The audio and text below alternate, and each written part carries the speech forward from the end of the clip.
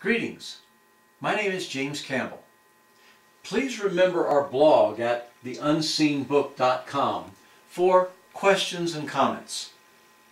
Now in this part 5, I'm going to show you why true Christianity nullifies the promises of every religion. And I won't even discuss the religions because the comparison will be self-evident, though I'll point it out to you. Up to this point, I have been explaining Paul's understanding of the process of believing and its results. But he often goes much farther than that and talks about how God uses our believing to achieve the manifestation of that mystery of godliness, the hope of glory, Christ in us. So let's see why Paul's understanding of how faith works is so important to us. I'm going to go to the absolute heart of Paul's teaching. This is where he lives. And this is the reality into which God is leading us. Using the same rule of substitution that I've used previously, let's look at Galatians 2:20. Paul said, "I have been crucified with Christ. Nevertheless I live, yet not I, but Christ lives in me." In other words, he was saying, my life is Jesus' life. He goes on to say, and this extraordinary life that I now live, I live by the faith of the Son of God. Before I go any further, I want to point out two important issues with this passage.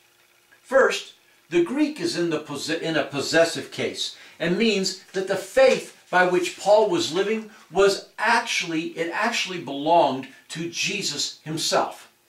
Paul was saying, I live by Jesus' faith. My faith is actually Jesus' faith within me. Second, the word translated by, as in by the faith of the Son of God. Actually, it means within. So it should read, I live within the faith of the Son of God. He is saying, I live within Jesus' faith. Are you tired of trying to have faith? You can finally let go and rest in the fact that Jesus' faith is in you right now. Not because I say so, but because God says so. Now, when we substitute the New Testament definition of faith in this verse, it reads, I live within Jesus' believing of God's truth, period.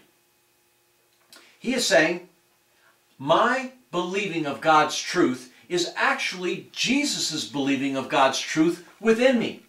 In other words, I live by believing what Jesus believes. So you may be wondering, well, what does Jesus believe?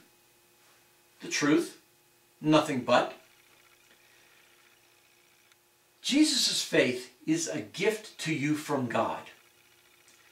And the Holy Spirit is working to make it real to you. Our union with Christ is our reality, even if it isn't yet real to you. This oneness, this union with God, in which He became what we were, in order that we might be what He is what utterly demolishes religions and false Christianity. False Christianity says we owe God our obedience, our money, our service. God isn't looking for you to repay some debt. He just wants you to experience that union with Him, in which He is able to share the wonder of His being in us and with us. Jesus doesn't live in us as a ride-along. He is the actual life within us. He is our life. And it was this understanding that made the early church so powerful. The early church, who, like us, was created in the image and likeness of God, actually just walked around looking and acting like God. They never thought they were God. They were just family, His children.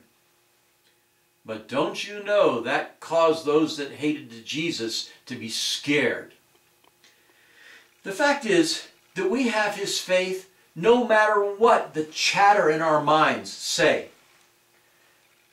Unfortunately, We frequently believe that chatter, which denies that God's truth is true. And for some of us, that chatter seems constant. But now you can realize that we just simply can agree with God that the faith of Christ is our faith, because God says so, not because we feel it. So now we can let the Holy Spirit teach us what He has already put within our hearts and our minds. His Word. It's already there. He just wants to show you what He's already put inside of you. Now in part 6, we get to the really, really good part. What all of this means in our experience right now.